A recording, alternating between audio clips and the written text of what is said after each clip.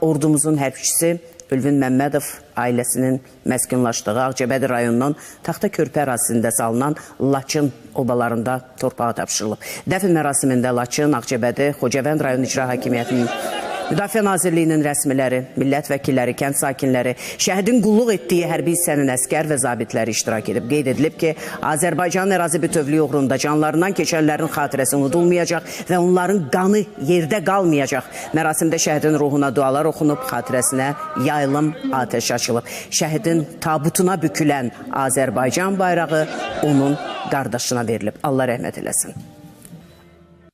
Vətən yolunda şəhid olur, vətən sağ olsun. Mən özüm də Alibaş komandanın əmrini götürüb, 2 oğlumdan torpaqlarımızda şəhid olmağa hazıram. Şəhidlərin qanı yerdə qalmasın.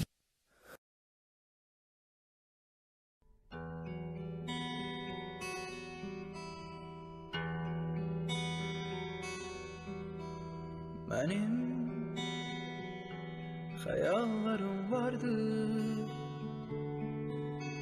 benim öz dünyam vardı, benim sevdiğim vardı, benim sevgilim vardı. Ama ben şehit oldum, yerim güzeldi, tek ağlama canım, canım sevgilim, bağışla beni, seni tek koydum. Vətən, vətən sağ olsun.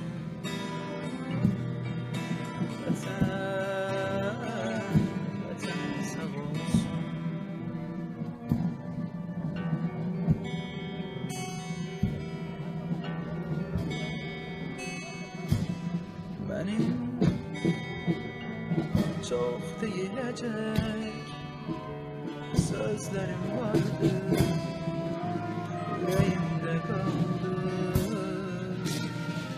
Benim bir vətənim var, Azərbaycanım, doğma diyarım.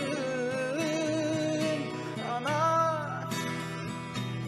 ben şehit oldum, yerim güzeldi, tek ağlama canım, canım sevgilim, bağışla beni, seni tek koydum. Ana,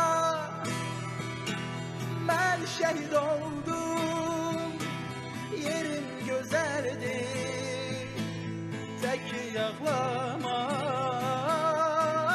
canım, canım sevgilim, bağışla beni, seni tek koydum. Vətən, vətən sağ olsun. Vətən, vətən sağ olsun. Vətən, vətən sağ olsun.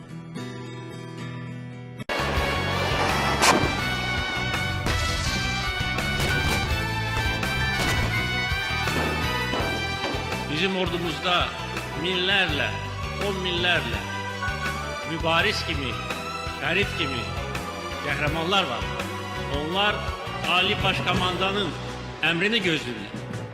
Boyun eşitsin işğalçılar yağdılar, bu torpağın geçəyi əri var. Dərəmizdən düşmən bağrı yarılar, hər birimiz mübarizlik fəridik.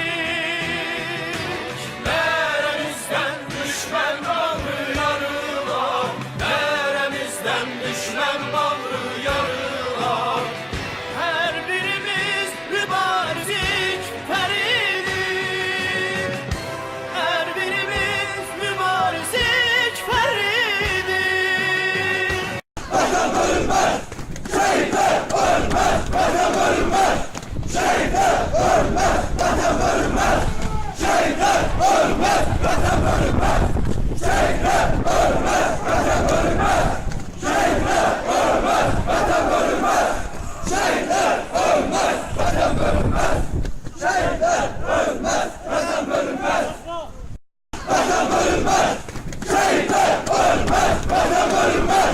Şehitler ölmez, vatan bölünmez.